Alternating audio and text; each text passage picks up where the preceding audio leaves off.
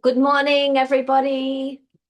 Our obeisances to everybody, and welcome to Sri Chaitanya Saraswat Mott, London.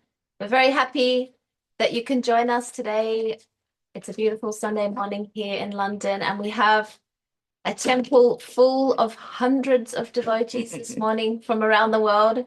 Our temple room is bursting, and everyone is very happy to all be together. So we're meeting you all in a very, very happy spirit today. So our obeisances. We are continuing the reading of Search for Sri Krishna, Reality the Beautiful, by our Divine Master, Srila Bhakti Rakak Śrīdhar Dev-Goswāmī Maharaj. And Keshavananda Prabhu is our wonderful reader today for the whole book. So we're very happy to pass over to him. Keshavananda Prabhu ki jai. Jai Shri Bhakti Sundar Govinda Dev Goswami Maharaj ki jai. Shri Bhakti Rakap Śrīdhar Dev-Goswāmī Maharaj ki jai. Good morning, everyone. Well, yes, Kelly is saying a very happy morning here in Sri Chaitanya Saraswat Mott, London. And we have half of Latvia here at the moment, some of Ireland, and from South India, all over the world. So we're very happy morning. And we had the darshan of Srila Govinda Maharaj this morning, speaking the best class ever. We were transported to a castle, or a pseudo castle anyway, in Italy in 1999, and we're blessed to sit at the feet of Srila Gurudev there and hear wonderful things from him, so much. And that from YouTube, the Srila Govinda Maharaj video series. Go there, look, so much riches there by the grace of Gurudev himself and the servitors who are making such nice presentations with translation and subtitle to make it easier that we can hear Gurudev and have some help along the way to catch everything. So we're all happily together here. What an opportunity to come together, be together, and to hear the words of Srila Guru Maharaj in this wonderful book. So we'll give our obeisances to our wonderful divine masters. Vande hang Shri Guru Shiyatapada Kamalam Shri Gurun Vaishnavangscha Shri Rupam Sagajatam Sahagana Raghunathan Vitang Tangsa Jivam Sadvaitam Sabadutam Parijana Sahitam Krishna Chaitanya Devam Shri Radha Krishna Bhagavan Sahagana Lalita Shri Shakanditanscha Om Jnana Timirandasya Jnananjana Shalakaya Chakshurun Militam Yena Tasmai Shri Gurave Namaha Namo Mahavaranyaya Krishna Prema Pradayate Krishnaya Krishna Chaitanya Name Govatishe Namaha Vanchakalpatarubhyascha Kripa Sindhubhyevacha Patitanam Pavaneko Vaishnavebhyo Namo Namaha. So we had a good start last week. We read two sort of medium length or slightly long chapters. The first two chapters of the book, Krishna Consciousness, Love and Beauty, and Saints, Scriptures and Gurus. And we heard many things, but already we have difficulty remembering what we read a week ago. But this is also a blessing, because it means we can read and reread these books, and we'll be continually astounded and amazed. We would anyway, because it's living substance, the Hari Katha, the stream of sweetness that's emanating from the lotus lips of Srila Guru Maharaj is fresh and new and wonderful always. So without further ado, I think we'll just press on, and I'll try and read for our dear translators. I'll try to stop at appropriate places rather than the middle of a paragraph for any questions or comments, but questions or comments are happily and eagerly desired. To make this, it's a Sankirtan, it's together Kirtan. We can all, all the devotees are carrying some wonderful wealth. The Jiva soul is an amazing thing, and when it's trying to align itself and with the service current and all those beautiful things come out. So we want to share that. We want to hear. Don't be shy, and then we'll all be benefited by that. That's our humble request. So we're going to begin on page, well, in this particular copy, printing, page 57, but it is the chapter entitled Fossilism versus Subjective Evolution. Wonderful. Put on my glasses. And there's a little introduction to the chapter that says, the following chapter is an excerpt from a conversation between Srila Śrīdhar Maharaj and neurophysiologist Dr. Daniel Murphy, PhD. So we're in for some good stuff. So Guru Maharaj begins, and remember, he's just talking. He's not sitting down composing and rewriting and thinking and crossing a word out and putting another one in. And like mostly when it's flowing from his heart. Okay. So Darwin has given the theory of evolution, fossilism. Vedanta has given subjective evolution. In Darwin's theory of objective evolution, matter evolves consciousness. The object exists first, and by its development, life is coming, consciousness is coming from a stone. That is objective evolution. But an object is a relative term. Without the subject, an object cannot stand. The subject is the primary importance. Whatever is to be felt is only an idea in the subjective ocean. So, the subject, consciousness, is first. The object, the gross, proceeds from the subtle. So that's the first paragraph. We all good? We're all good to go? Got that? Yeah. Everything existing in consciousness first. I think the Zen people have like a little, the tree falls in the forest. Does it make it, when no one hears it, does it make any noise? That kind of idea to contemplate. But Guru Maharaj is saying consciousness is bringing all that alive, not the thing in itself. When a particular potency is handled by Krishna in his form as Mahavishnu, then the material energy begins to move and produce something. Maya jakshena prakriti shuyate sa characharam. The first product is a general ego. Then gradually, so many plural individual egos emanate from the general ego.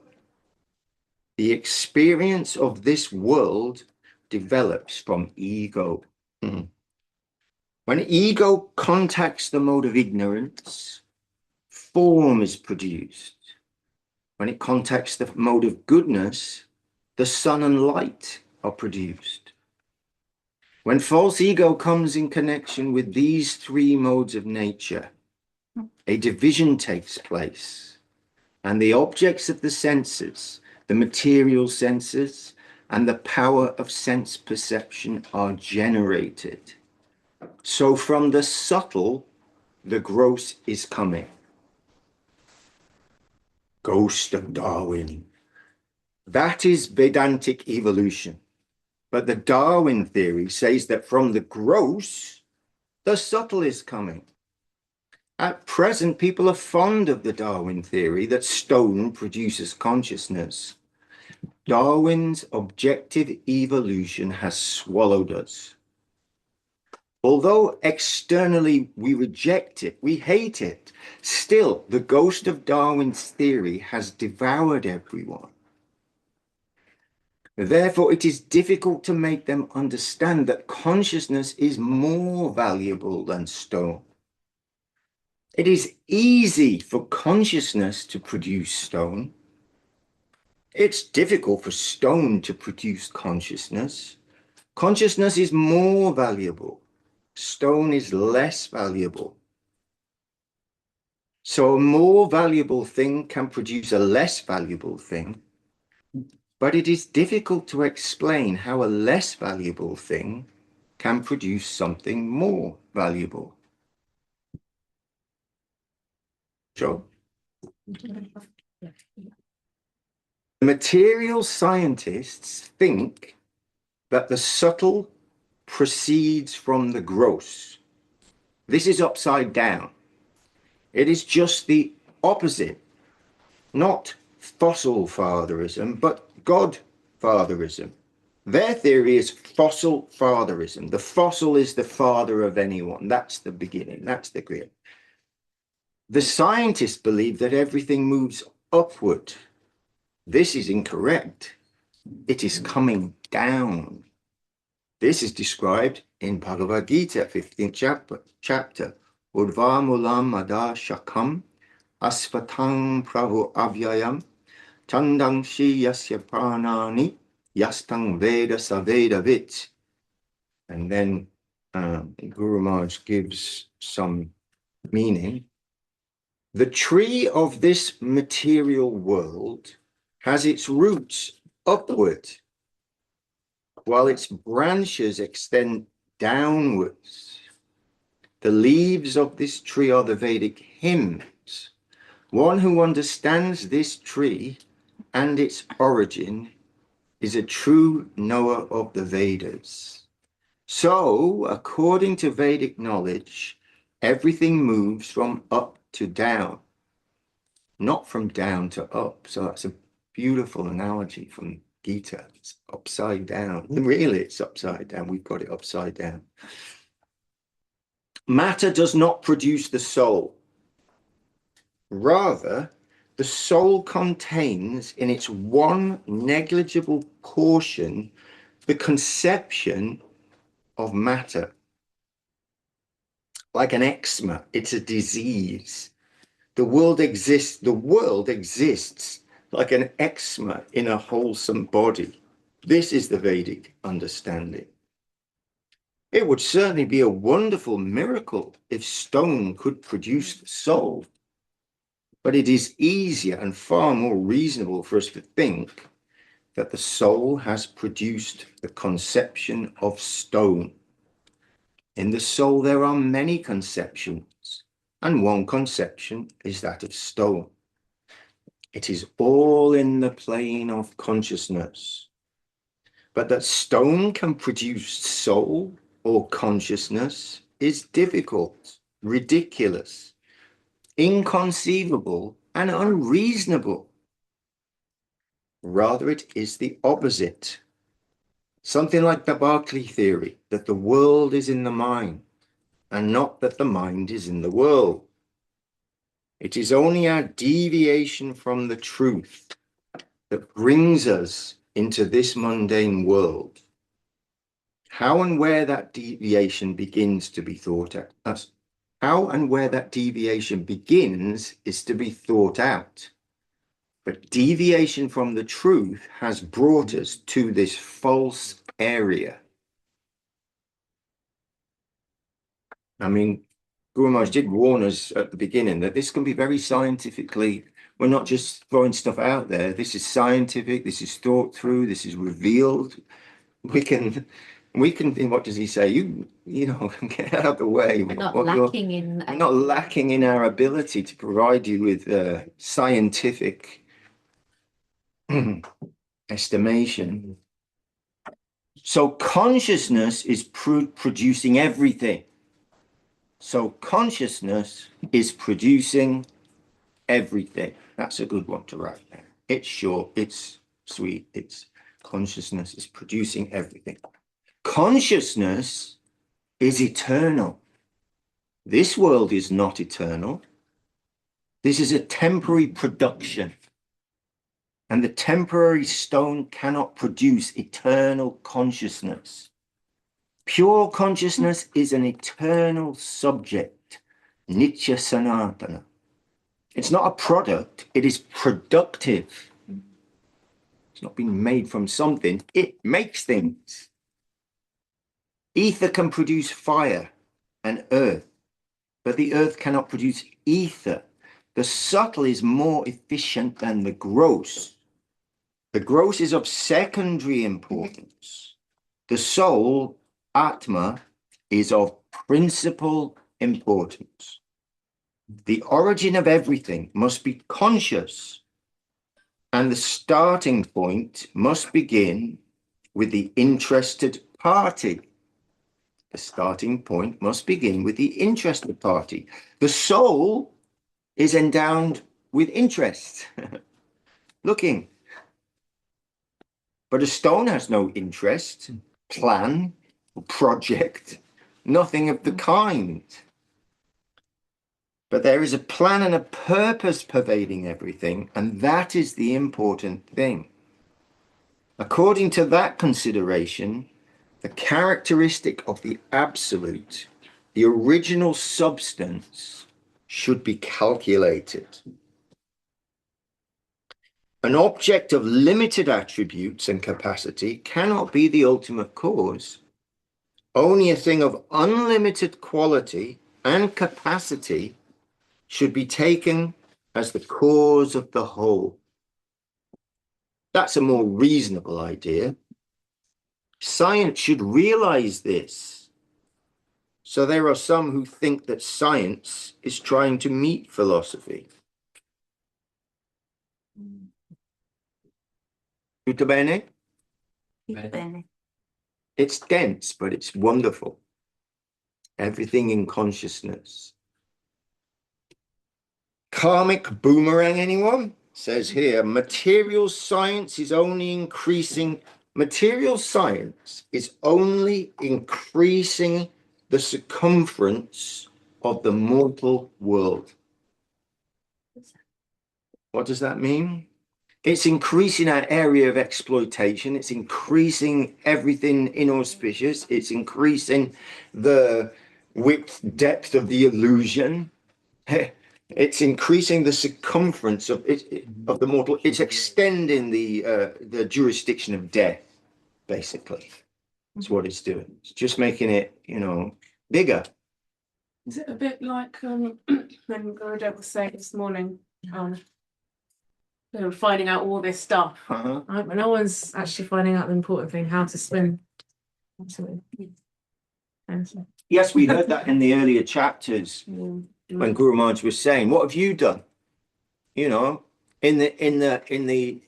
the name of comfort or progress, you're just entangling us further and further and further. And he's gonna, so what is the limit of what is the highest, furthest reach of your scientific capacity? Oh, great, now we can destroy the whole world at the touch of a button, which is going on, So he's pretty, and he says, you've tried, you can't solve the problem, which is we're all going to die. So please, go, you've had your chance. We can provide a different understanding of what is. Material science is only increasing the circumference of the mortal world, but increasing the tendency of exploitation cannot help us. Science is only borrowing, extorting power from nature. According to Newton, every action has an equal and opposite reaction. We must be conscious of this fact. None of it's free, all of it has a consequence. All our acquisition here is nothing. Like a boomerang, it will come back to zero again. So scientific progress is no progress. It is progress in the wrong direction. Actually, the first principle of any living body is to save himself. That's the first principle. And that should be our starting point. In the Upanishads, it is said, Asatoma Sagamaya, Tamasoma Jyotigamaya, Mrityoma Amritam Gamaya. That's the beautiful prayer from the Upanishads. I am mortal. Please make me eternal. I am ignorant, filled with nescience. Please take me to science, to knowledge. And I am threatened with misery. Please guide me towards bliss. The Upanishads found the question. This is the question. This is where scientific research should be applied. Actual problems that we've got. We should begin our research work in these three phases: how to save one's own self and save the world, how to remove darkness and attain light, and how to remove misery and taste nectar, the sweet life of eternity, knowledge and bliss. Sat Chid Anandam Satyam Shivam Sundaram. Just the words carry this divine, beautiful power. Science devours itself, says Guru Maharaj. So this should be the line of our search, those things. All other inquiries are false. They don't take you anywhere. They all come back to zero.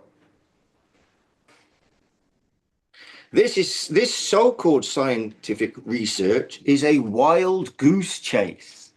Wonderful English expression. You see wild geese, they're wild. They fly in the air and you're down in the traffic and they're flying free, maybe a long way to, you can't catch them. How are you going to catch a wild goose? It's a wild goose chase to even try. Do something else. It is suicidal. It's not only a wild goose chase, it's suicidal, that line of scientific searching. The atomic researchers will soon prove that this kind of science devours itself. It sucks its own blood. It will live feeding on its own flesh and the flesh of its friends. Material scientific knowledge is no knowledge. We must acquaint ourselves with a vital understanding of pure, real knowledge. Vital means alive. A vital understanding of pure, real knowledge. We must absorb ourselves and others in that knowledge. Remove darkness and bring light. Remove misery and establish eternal peace. Science means not to extend the jurisdiction of exploitation, knowing full well there will be a reaction. That's what real science is. By extending the space of exploitation, we will also surely be exploited. If one knowingly commits an offense, then he is charged with more punishment. So-called scientific advancement is suicidal, and it is clearly proven. Presently, the leading countries of the world are threatening each other with atomic weapons, the highest product of the scientists. It's true then, it's true now. And remember, Guru Maharaj is talking to a neurophysiologist, a PhD. He's talking to a scientist, so he's really, he's not holding back. It seems like the scientist knowledge approach is like they're searching for truth. We're all searching for truth. We're either searching, like it's either divine knowledge that we are searching for, or we're trying to find it through science. But then that misalignment, I feel like the scientists would be totally satisfied actually if they were really to understand scientific truth in its absolute sense. Yes, because that science is also existing in consciousness. Yeah. So, you know, if with a trace of Sukriti, a trace of faith, that we're moving to hear about this substance Shraddha, which is the actual means to have that plane revealed, for revelation to come on the nature of reality. With some of that, with a little of that, then many of the great scientists become theistic or were theistic. You know, God doesn't play dice with the universe and so many things. So the two things aren't exclusive. In fact, philosophy used to be called the queen of the sciences. You know, it's only in more recent last 200 or 300 years that they've become divorced, or now I'm a specialist in South African dung beetles, and I will spend my whole life diving into that so deeply that the only people I can actually talk to are the other 3 people in the world who are equally steeped in the dung beetle pastimes. Right? That's how it is. But up until not long ago, you know, science means to, you know, investigate, to search. And you may be working on the properties of a steam engine or whatever it may be, but that had to have some context, and philosophy was the holder for that, the queen of the sciences. So yeah, okay, you're very clever, but what are you doing with all that, and what does it mean to you in your life, and how does it, not just knowledge for knowledge's sake, but it's true, it's the perfect answer to all and indeed, as we hear, this particular scientist does take it on board. So we finished there saying about, so we've ended up with sorry, I thought you had a question. No problem. Neutron bomb death ray. Oh, what is the difference between the atomic bomb and a neutron bomb?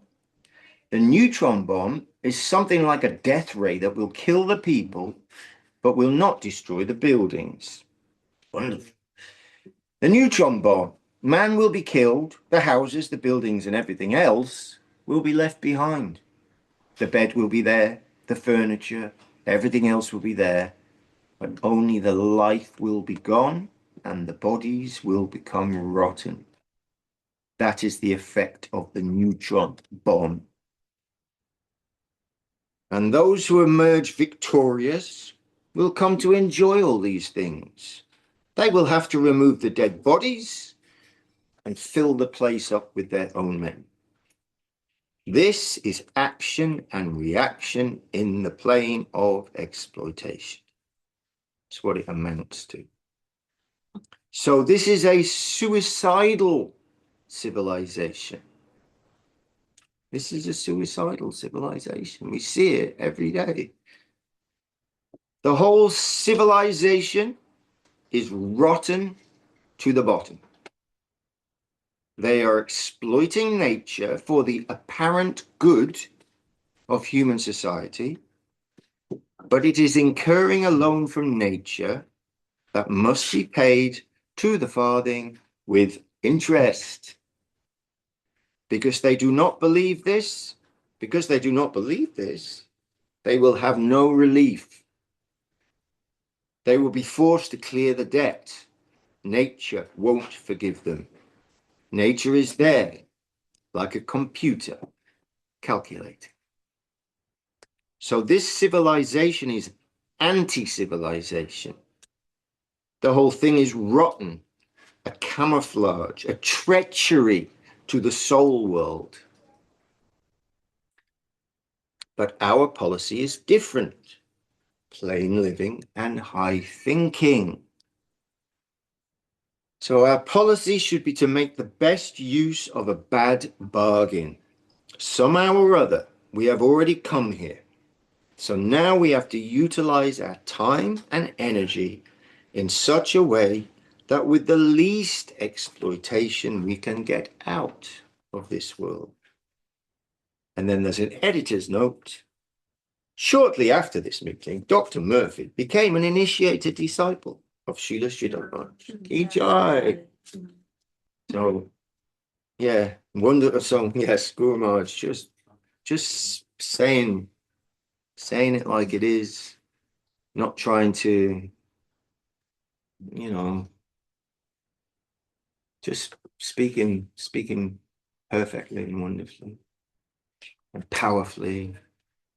So that was a quite short chapter about how the subtle produces the gross. It made me think, it's not exactly the right analogy, but it did, and I've mentioned it before, my apologies if I've heard it. I used to have a cassette tape back in the old days. I had to explain to Hari Gopal. It took a while as well. I think it was confusing to understand. It was from the 1980s, and it was I think ISKCON devotees, and they made these tapes, and it was called Radio Ram, and they had all kinds of little skits, and it was really funny and really clever. So they had these skits and little things going on, and then they had commercials in between them. And those, I still remember those commercials. They're so funny. They had the Big Bang Housing Company. Big Bang Housing Company, come to us, and we take all the ingredients for your house: the concrete, the stones, the wood, the nails, the tiles, and we put them into a big pile. And then we had our secret ingredient, which is dynamite. And we literally blow your house together. It worked for the universe. It can work for you. Big Bang Housing. And they had another one, and the guy's in a restaurant. He's in a restaurant, and the waitress comes. She said, "Yeah." He says, "What's the soup today?" She says, "Primordial." She says, "Primordial." He says, "What's that got in it?" He says, "Well, it's got your basic amino acids." He said, "Oh." He said, "All right, does the chef make that?" She says, "No." He says, "What do you mean the chef doesn't make it?"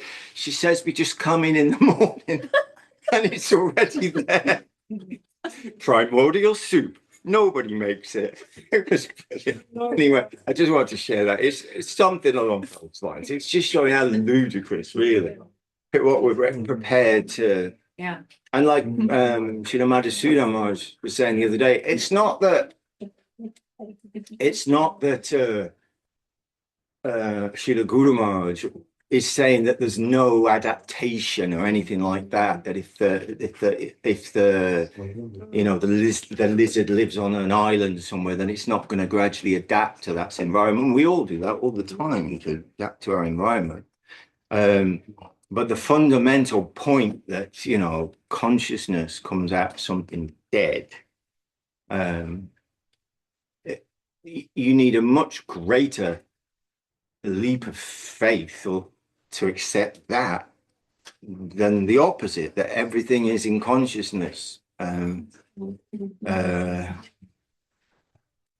think it was Goswami Maharaj who had who said, he said it very succinctly, as he does, that anything is simply a cluster of subjective sense impressions existing in consciousness. It feels hard. It looks red to me. It's soft. Those things are in your consciousness. And Guru Maharaj says, and what is out there is actually dark and unknowable, and it is consciousness which brings it alive and makes it move. So wonderful, wonderful. So we press on. The next chapter is also quite short. Unless any other question, anything? A slurp. Okay. The last paragraph here. That, our policy should be to make use of the best use of a bargain. Because there's always this question of how did we come here? Yes. Where did we come from? This question is always, coming up, how did we end up here and coming, from where and all.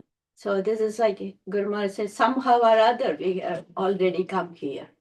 So the best thing is how to get out of it. Yeah. That is the best thing. Can we just say, did everyone hear that? Suhasini did is just pointing out really that last paragraph. Somehow or other we've ended up here, and we have to, in fact the next chapter is actually called The Origin of the Soul, where Guru Maharaj is going to explain that really, how it came to be that we find ourselves in this lamentable situation, actually. It's a natural question that is asked, and we're given answers, but we're dealing with the infinite and the absolute, so we'll only ever be able to absorb something of that. So although the great Mahajans, the Vaishnavas, they can let us know some things, they don't spend a lot of time on that. What is necessary in the initial stages of the treatment, then they can give that. And then, then they're more concerned with teaching us how to swim, which is a reference this morning because we were watching Srila Govinda Maharaj talking, I mentioned earlier. And he was, he was a little, he was just saying, just knowing so many things is not going to help you. You can have every, to cross this great ocean to the other side, out of the land of exploitation, to that other upper world. We can have so much knowledge, and people would come to you wanting to know how many legs Nrsimhadev has got and how he feeds himself this and all these kind of questions. And Gurudev almost exasperated is saying, how's that going to help you? You just want to cram your head with stuff you can't even understand anyway? How Nrsimhadev does die, And he said, and so you may have a head, just chock a block full of all these questions you think you understand. But that's not going to help you cross the ocean of nescience. To do that, you have to swim. You have to learn how to swim. So Gurudev is teaching us how to swim. That's the thrust of his everything. Trinada Pisa Nichena, to chant Harinam, to take prasadam, to be introspective and adjust myself. And he was saying this very strongly, and I'm always... Anyway, so many beautiful things you have to see. So at least initially, when we come, sincere inquiry has been given as appropriate when we're approaching the divine and approaching the divine guide. But when we're blessed with a little touch of Śrīdhar Devi and some faith is awakened in us and faith in the Vaishnava, then we just want to, Gurudev said, and people who follow me blindly, they will be successful. Something like, not the blindness of the material world, but the blindness of the single-minded heart, everything, full heart blindness of that world. So, but still, as Guru Maharaj said in the beginning, we're not without answers. It's not that we can't give you an explanation of how we came to be here, but how much can you catch of that? Actually, if I told you, what are you actually going to understand? You know, we're using some limited, anyway. But anyway, he does go on. And the origin of the soul is the logical and wonderful next little chapter of, okay, so how did we get here? And again, there's a little introduction. Since time immemorial, man has inquired about the origin of the soul. In this brief chapter, Srila Śrīdhar Maharaj answers this most vital of all questions. Who am I? Where have I come from? So he begins asking sort of a rhetorical question. How does the soul first appear in this world? From what stage of spiritual experience does he fall into the material world? This is a broad question which requires some background information. There are two classes of souls, jivas, who come into this world. One class comes from the spiritual Vaikuntha planets by the necessity of Nitya Lila, the eternal pastimes of Krishna. Another comes by constitutional necessity. That's a polite way of putting it. Constitutional necessity. Can you please describe constitutional necessity? What does it Because they have to. Because they have to. Yeah. Yeah, Like because it's they have to. They're not natural coming to play.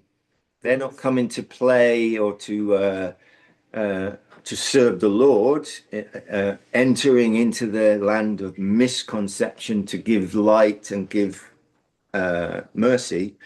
We're coming here as a result of karma, the wheel, samsara, the birth and death, up and down, credit, debit, credit, debit, credit, credit.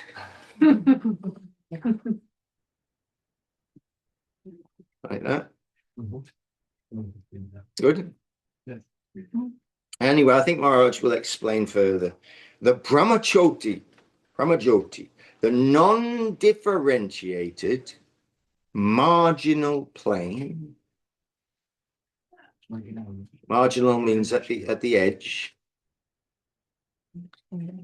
Is the source of infinite jiva soul. Atomic spiritual particles of non-differentiated character. The rays of the Lord's transcendental body are known as the Brahmajyoti, and a pencil of a ray of the Brahmajyoti is the jiva. The jiva soul is an atom in that effulgence. And the Brahmajyoti is a product of an infinite number of jiva atoms. So sometimes you hear people refer, that aspect of consciousness or that's known as, the white light, going towards the light, these kinds of ideas, and undifferentiated as it's living and growing. And then gradually we hear those little atoms of non-differentiated light consciousness become, anyway, we're going to hear from that. Generally, souls come out from the Brahmajyoti, which is living and growing. Living and growing. Within the Brahmajyoti, their equilibrium, so everything is, there. Yeah, so that's that. It's like, we're in a big kind of everything is peaceful, non-differentiated, light, but then somehow some kind of disturbance, equilibrium. Equilibrium means balance, right?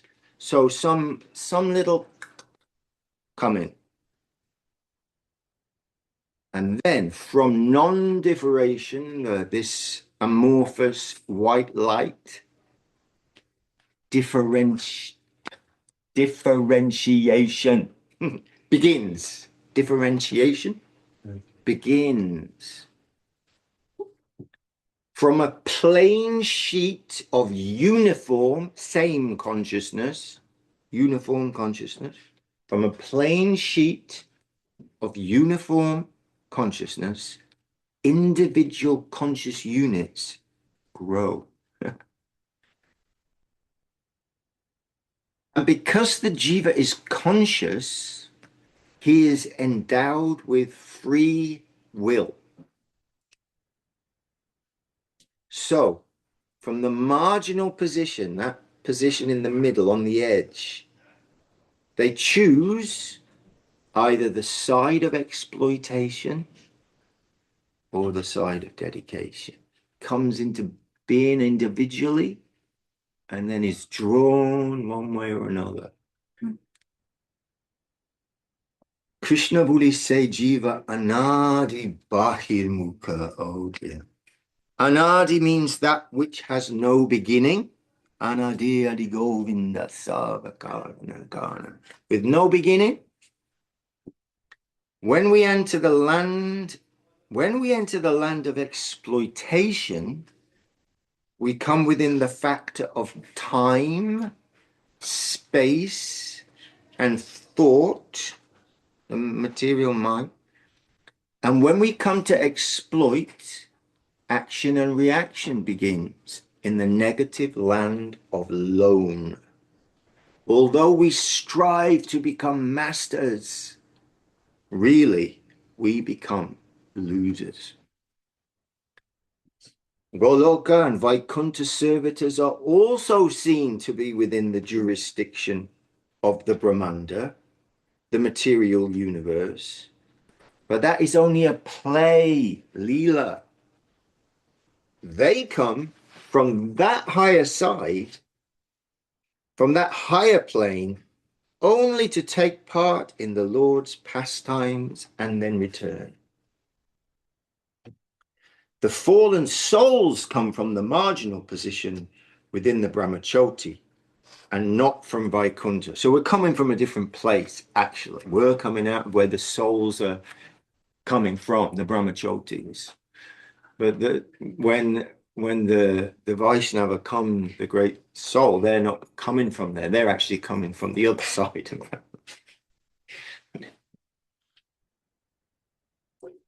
And then, so we've come, and then Guru Maharaj says the first position of a soul in the material world will be like that of Brahma, the creator. Well, yeah, I mean, because it's got to tempt you, right? You know, it's unlikely if you're going to be a bin man in Hounslow that we'd leap into that. But the garbage collector, right? But the starting point is higher. Yeah, but Brahma, well, I get my own universe. Why not? Yeah, exactly. Why not? That. So that was kind of, again, we've read these books before, but that doesn't mean and I'd missed that entirely. The first position of a soul in the material world will be like that of Brahma, the creator. Then his karma will take him to the body of a beast like a tiger, where he is surrounded with a tigerish mentality, or to the body of a tree or creeper, where different impressions may surround him. In this way, one is involved in action and reaction. The case is complex. To analyze the details of the history of a particular atom is unnecessary. It's complicated. To analyze the details of the history of a particular atom is unnecessary. We are concerned with the general thing, how the transformation of the material conception springs from pure consciousness. And it is complex. And I don't understand it. I've read that first part of subjective evolution so many times, but I can't catch it. And it's okay, really. I mean, Guru Maharaj describes it, saying we go through this abscissa stage, the abhas stage, where consciousness takes some different kind of color. He explains it all, and I've read it all, but I can't get my head around it. I can't, others can, but still, I don't quite understand that. But I'm accepting that from Guru Maharaj, and that's not my problem, to be honest. That's not my main problem in life, that particular issue of, I've gone back to verse 1 of Upadeshamrita. That's more my kind of, that's where I'm at, so to speak. So we can just hear that and say, well, it's so wonderful that Guru Maharaj understands that, that it's not unknown. And then, we all have different capacities to what we can absorb. Keshavananda Prabhu, can you please repeat by your own words the last sentence? How is the material How's the transformation? of the material conception? Yeah, that's what I'm saying. That's what I'm saying is difficult for me. I mean, Guru Maharaj wrote a whole book, the subjective evolution of consciousness, of how that happens, how pure consciousness moves to a consciousness that is warped, is disturbed, and moves towards exploitation. And it's that exploitation, that movement that produces everything here. It's built for that. And it's delicate and subtle and complex. But not unknown.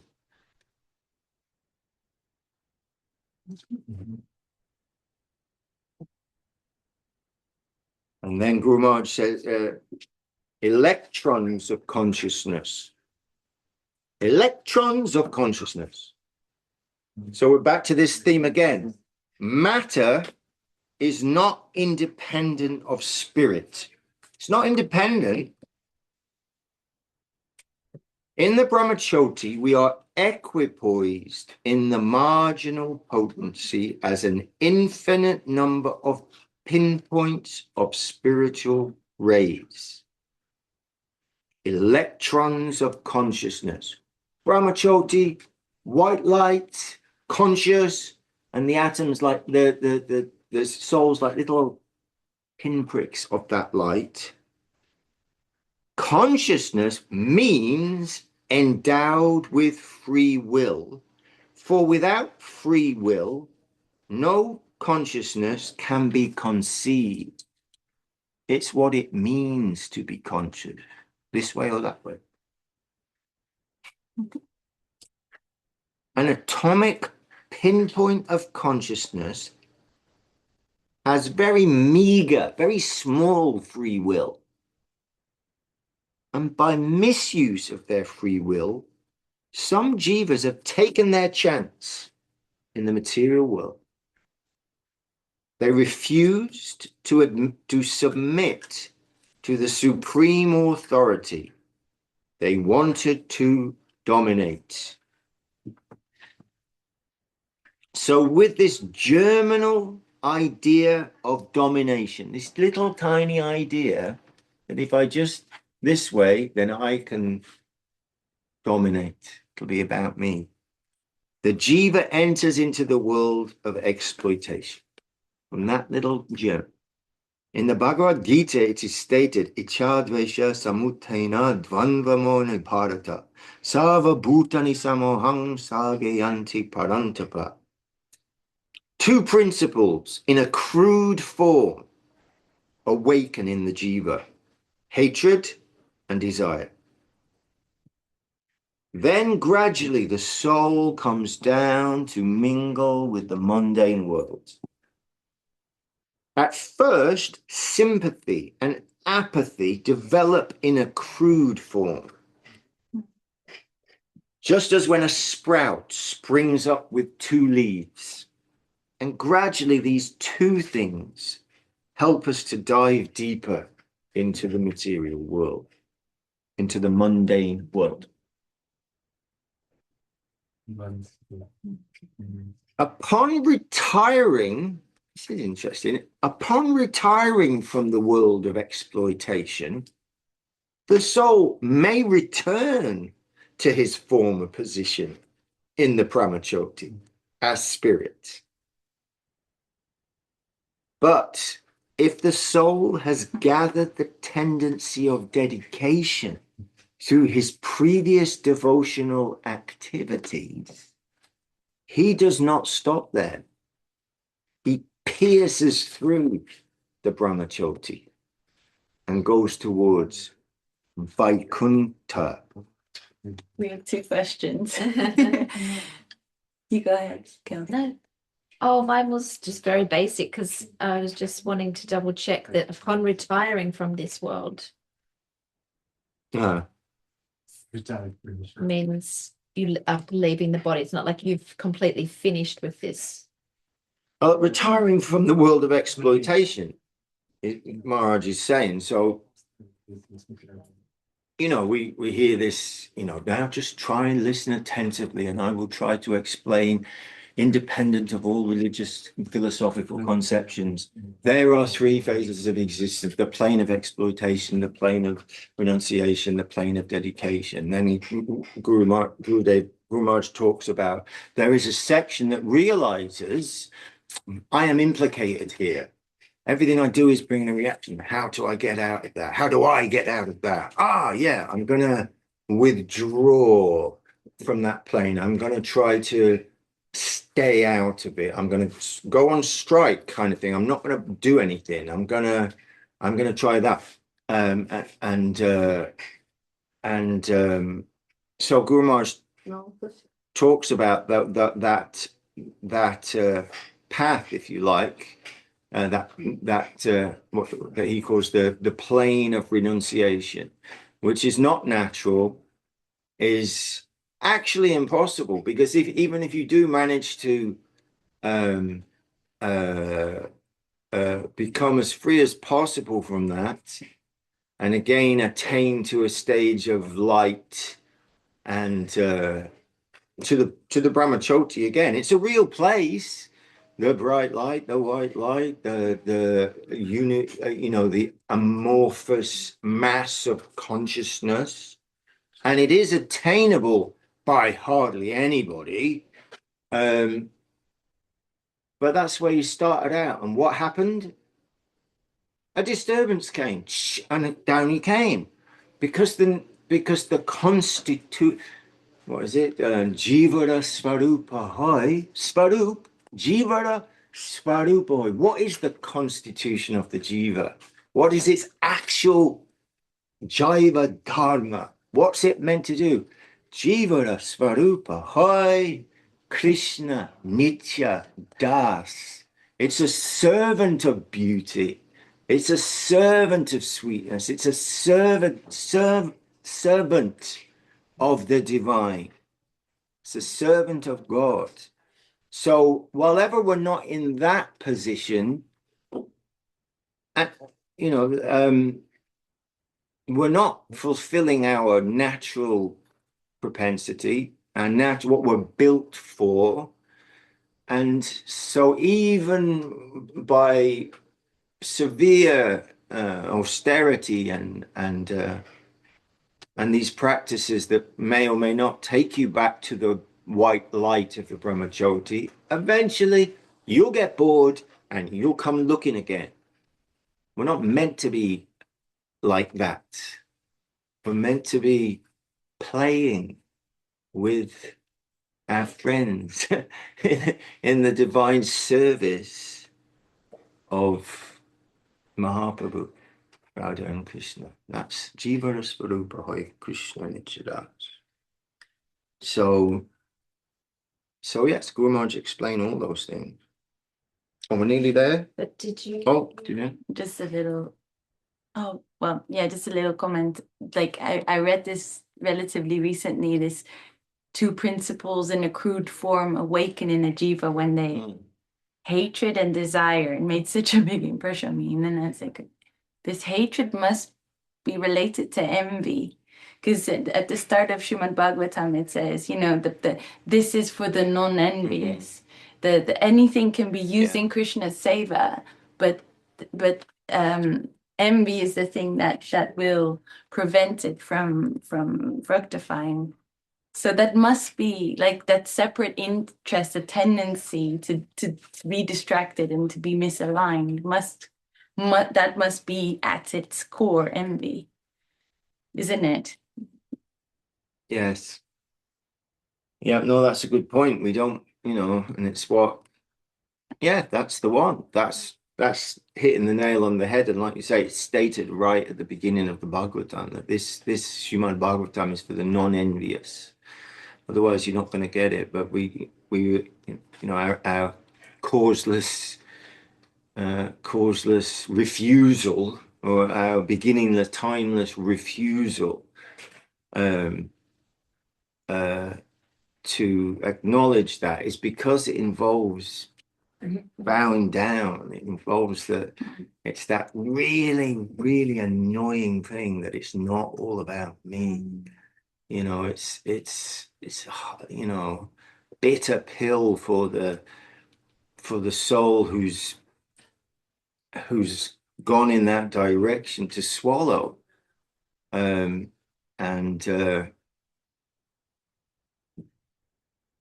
So yes, all these are those, you know, not unfathomable, but you know, impenetrable perhaps. But Guru Maharaj always comes back to that, you know, that I am the criminal. This isn't anybody else's fault. This is by my causeless unwillingness. Srila Prabhupada calls it causeless unwillingness to surrender to the surrender. So anyway, either way, this is where we came. The soul is did I read that? Why has the soul come to the world? Why has the soul come to the world of exploitation and not the world of dedication? That should be attributed to his inner nature, which is endowed with free will. It's a free choice. This is substantiated in Bhagavad Gita that we just heard. Nakatritvam nakarmani, nakratritvam nakarmani, lokasya srijati Prabhu, nakarma phala sangyogam, svabhavastu prabhatate. The soul is responsible for his entrance into the land of exploitation. The responsibility is with the soul. Otherwise, the Lord would be responsible for his distressed condition. But Krishna says that the soul's innate free will is responsible for his entanglement in the material world. The soul is conscious, and consciousness means endowed with freedom. Because the soul is atomic, his free will is imperfect and vulnerable.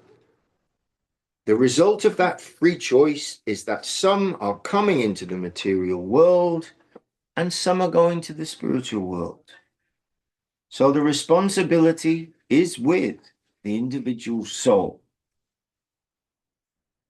And then to emphasize this point, Guru Maharaj gives us some of the examples in the right to do wrong. And he says, once an Indian political leader, Shyamasundar Chakravarti, what a name, Shyamasundar Chakravarti, asked our spiritual master, Srila Saraswati Thakur, Prabhupada, why has the Lord granted such freedom to the jiva? Prabhupada told him, you are fighting for freedom. Don't you know the value of freedom? Devoid of freedom, The soul is only matter. Freedom offers us the alternative to do right or wrong. Once Gandhi told the British authorities, we want freedom. And they replied, you're not fit to have self-government. When you are fit, we will give it to you. But finally, he told them, we want the freedom to do wrong. So freedom does not guarantee only acting in the right way. Freedom has its value. Freedom has its value independent of right or wrong. Huh? Free will is only absolute with the absolute truth. He's not limited. So his free will is real free will. Can do anything and move anywhere. Because we are finite, our free will is infinitesimal. The possibility of committing a mistake is there. Our first choice was to dominate. And so, gradually, we have entered the world of domination. As a result of this first action, everything else has developed. So in different ranks, the species have been divided from the demigods down to the trees and stones, and watery bodies, gaseous bodies. Anything that we can find here has evolved in that way. The activating principle in any form of embryological development is the soul. And from the soul, everything has evolved. And I think Goswami Maharaj also said that so nicely. And the body is the biological expression of the soul's delusion. Very wonderful. So anyway, so that ends that chapter. I know it's time for a break, but shall we just have the break and then ponder on the questions of life, the universe, and everything, and then maybe question. Okay, so we'll take our little 5 minutes, and then we'll carry on. Sound good?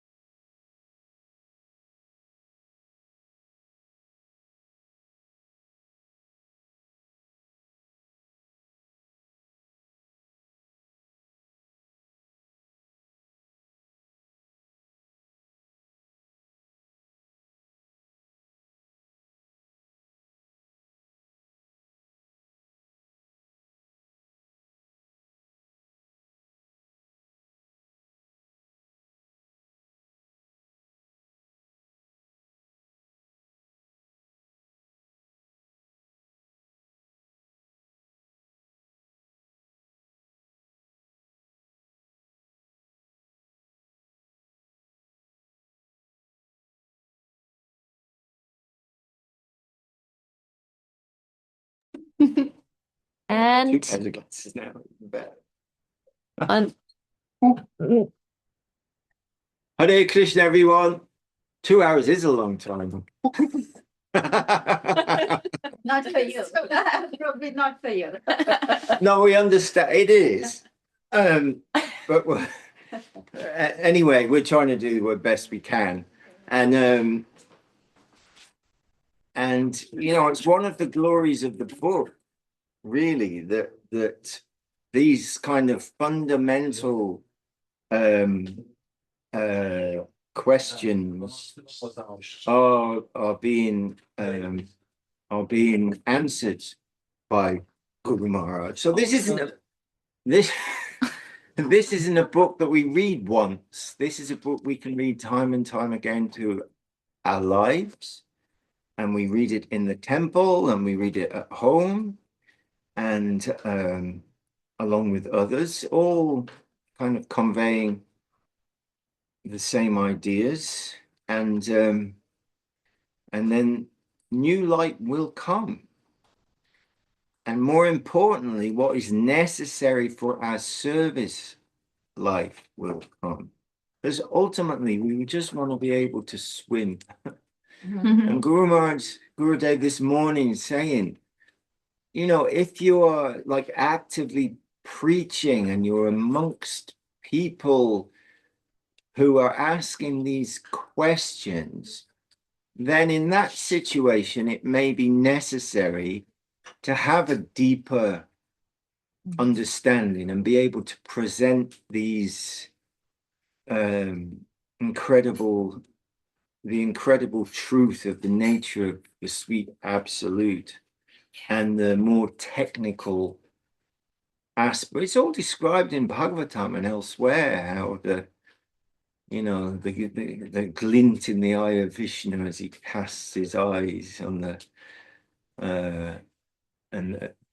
the material and bringing the material into creation.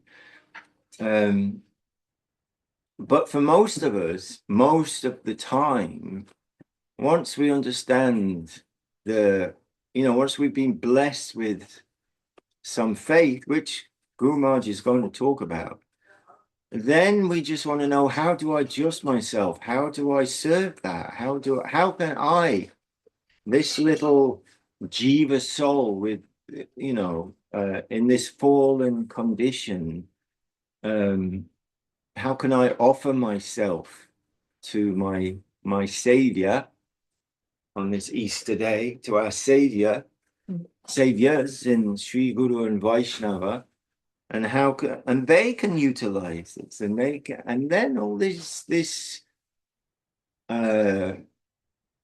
things become almost irrelevant, we can say, actually. So Guru Maharaj is a charger. He was given by Srila Saraswati Thakur in this inconceivably beautiful pastime of being called to sing Sri Rupa Manjari Pada. This current, which is perfect and complete, was handed to him as the carrier of that. So really, he is Acharya of the Rupanuga line. So he has comprehensive, inconceivable. We sing about Srila Govinda Maharaj. He is expert in the conceivable and the inconceivable.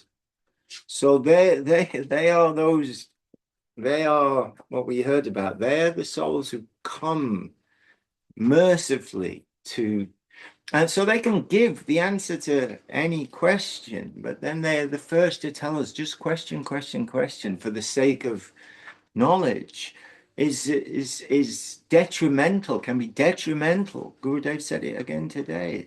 It's just takes you down a wrong path. You just want the answers to all these questions, which you can't understand anyway. So we're not expecting everyone to capture everything, even from Guru Maharaj's words like this, but he's giving it in a most appropriate way for us, clearly, and concisely some understanding of how we came to be here. But I've heard elsewhere, like when you are drowning, it doesn't really, you're not thinking about how did I fall in? You're thinking, get me out. That's the only thought. There's no other thought than that. I need to get out of here. I need to save myself. I need to swim. So I don't want anyone feeling, oh, I'll never understand all this. No, we won't. We'll never understand all this. Not in its inconceivably in its inconceivability. Cannot be. Still, Guru Maharaj is giving something for us because he knows these questions come up and we try to answer them, by the grace of Srila Guru Maharaj. We try and answer as we can. And for the innocent soul and the gentle soul, that will be enough to understand, yes, I'm never going to fully understand those things, but either way, I am here. What do I do? What is should I proceed now? Here I am in this land of Mrityaloka, the plane of the temporary plane of death, whereas I am hankering for that which is immortal.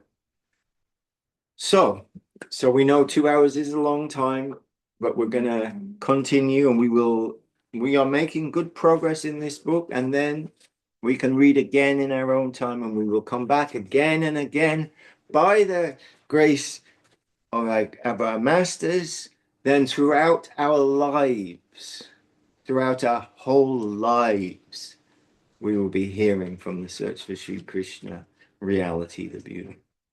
And by their grace, what is necessary to activate us will come to us from that.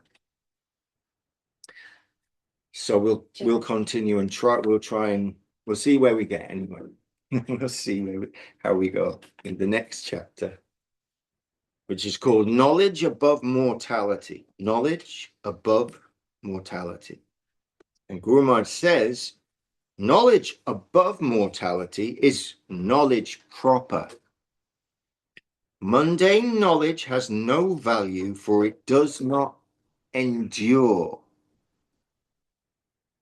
Even the sun doesn't endure. The planet doesn't endure. Mundane knowledge has no value, for it does not endure. We must inquire elsewhere for permanent knowledge. Real knowledge is stable. It has a firm foundation. And Vedic education deals with how to acquire that knowledge. The meaning of the word Veda is know. No rhyme or reason is shown why you should know, and no explanation is given. Simply know. Because doubt is absent in the spiritual plane. Because doubt is absent in the spiritual plane, no cheating is possible. It is a simple, direct transaction. No. In that transcendental plane, everyone is a confidential friend, and they are stainless in their conduct. No cheating tendency is possible there. So there's no suspicion. Here, we are in the plane of misunderstanding and doubt. So we want to examine everything. We are living in a vulnerable and vitiated plane where people cheat one another.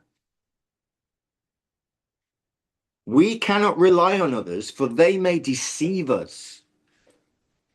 But where cheating is unknown, transactions are very simple and straightforward. So no reason is given for suggestions that come down from that plane. Now the question arises how to attain that sort of true, comprehensive, and non-deceptive knowledge. In the Bhagavad Gita, Krishna says, Tadvidi pranipatena pariprashnena sevaya upadikshanti te jnanam jnaninas tatvadashina. To learn knowledge above mortality, you must approach a self-realized soul, accept him as your spiritual master, and take initiation from him, inquire submissively, and render service to him. Self-realized souls can impart knowledge to you, for they have seen the truth. But we're caught in this land of suspicion because we think we're going to be cheated. And in the material sense, we often are. Super knowledge. We have to approach the domain of knowledge with self-surrender, honest inquiry, and a serving attitude. We have to approach that plane with the mentality of slavery. Higher knowledge will not serve a person of lower status. If we want perfect knowledge at all, we will have to serve the Supreme Lord. He will use us for his own purpose, not that we will use him. We may be subjects in this mundane world, but we have to become objects to be handled by the super knowledge of that plane. If we want to connect with that higher knowledge, we must approach with this attitude. Pranipat means that I have finished my experience here. I have no charm or aspiration for anything in this world. Then there is pariprashna, or honest, submissive, and humble inquiry with sincere eagerness and not with a challenging mood. Otherwise, perfect knowledge won't care to descend to us. Krishna is already full in himself, so we have to enter his domain only to fulfill his purpose. He can't be subservient to us, for we are tiny persons with meager, small experience and a conception of mean fulfillment. Our idea of fulfillment is also tiny. We don't even know what that means, fulfillment. We cannot handle him. We can approach him only if we like to be handled by him. So such a favorable environment should be created where real knowledge is to be cultivated. That knowledge is supreme and cannot be subservient to the mundane conception, the world of mortality. It is Sat Chid Ananda. Sat means unassailable existence. Chit means consciousness. And Ananda means beauty and pleasure. And then Gurudev says, and Guru Maharaj says in quotes, like talking to myself, I must try to relieve myself of my present material miseries and inquire after a proper land where I can live happily. Having come to this conclusion, we will have to search for a person who is a bona fide agent of the higher world and consult with him about how we can be relieved from this present undesirable environment. Then Guru Maharaj quotes Srimad Bhagavatam, 11th canto, Tasmad Gurung Prapadyeta Jigyashoy Shreya Uttamam Shabde Pare Chanishtanam Brahmanyupashamashrayam. He says it means, what is the conception of real good? And who is considered to be a bona fide agent of the truth? Who?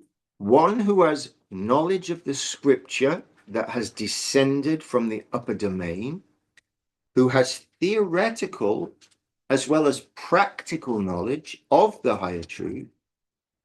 They must be approached by a bona fide inquirer, for such a spiritual master can impart proper knowledge to the sincere student. And then it says in the Mundaka Upanishad, it is also stated, Tadvijnanatam saguram eva vigachet samitpanishwatyam brahmanishtam.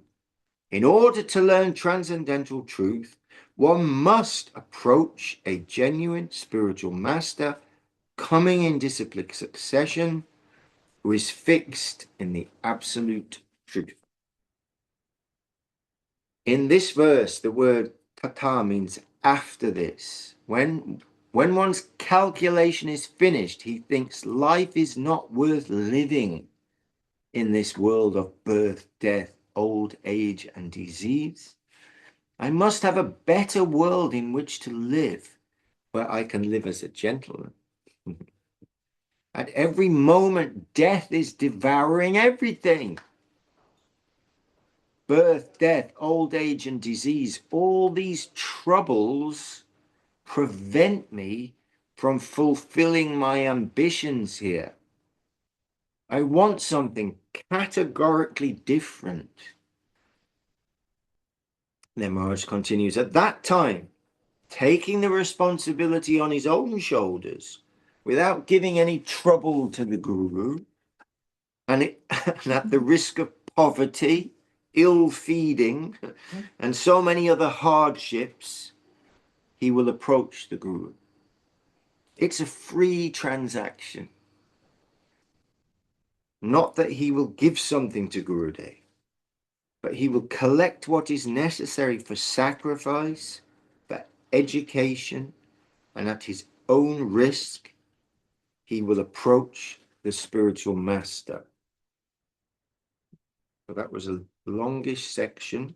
Super knowledge. What is real knowledge? We've heard so much up to now of the knowledge of this world, which is ultimately useless, and not only useless, damaging, increasing the circumference of the land of exploitation and an entanglement.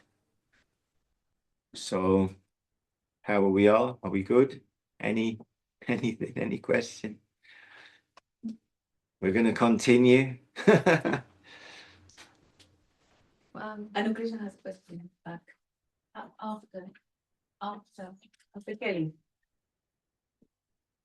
Oh, no, I was just going to say, could you comment a little on that, the last, not that he will give something to Gurudev, but he'll collect what is necessary for sacrifice. No, I didn't catch that sentence either. Where he says, where's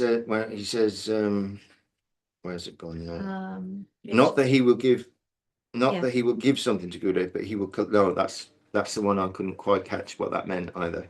Not that he will give something to Gurudev, but he will collect what is necessary for sacrifice, for education.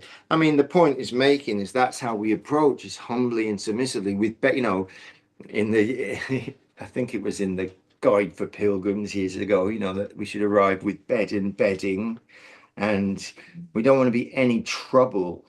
We come to serve that higher plane, so not that we'll, internally and externally, we want to come for that.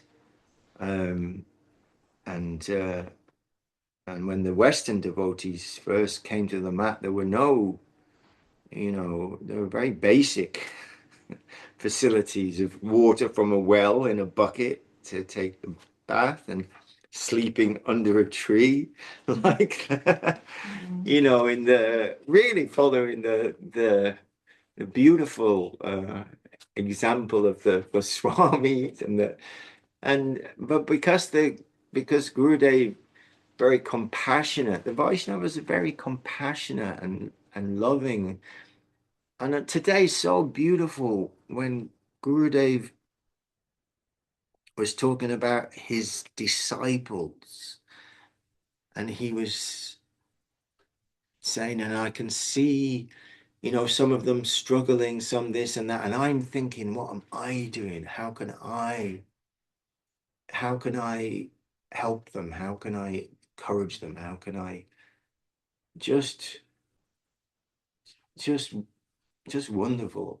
The compassion of the Vaishnava for the fallen conditioned souls, what to speak of their family, we can say that they've accepted as disciples. So I think that's whatever the specific language there, that's the point that's being made. We're going there to create as little disturbance as possible by us in order to serve. We don't want to have to be, you know, asking for things and like that. And then Gurudev eventually is pretty, you know, building so many buildings and that, because he could see that not always possible for his Western disciples to be peaceful there without some little extra facility. But anyway, the point is that coming to serve. And understood. The same question. Okay. Knowledge through sound, our next little section. So now, Guru Maharaj has spoken about the disciple, how he should come. And what will be the position of the Guru?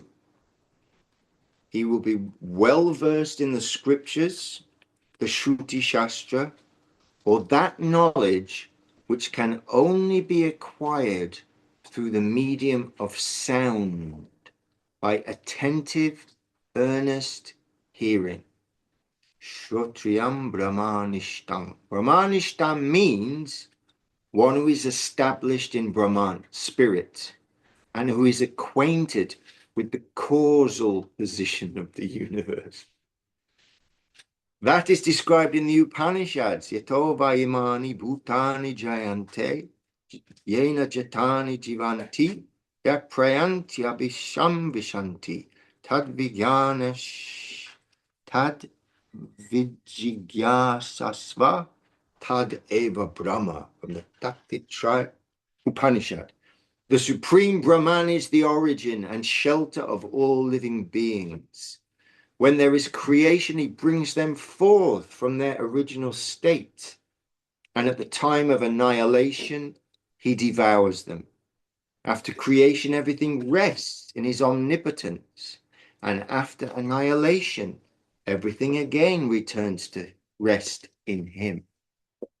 These are the confirmations of the Vedic hymns.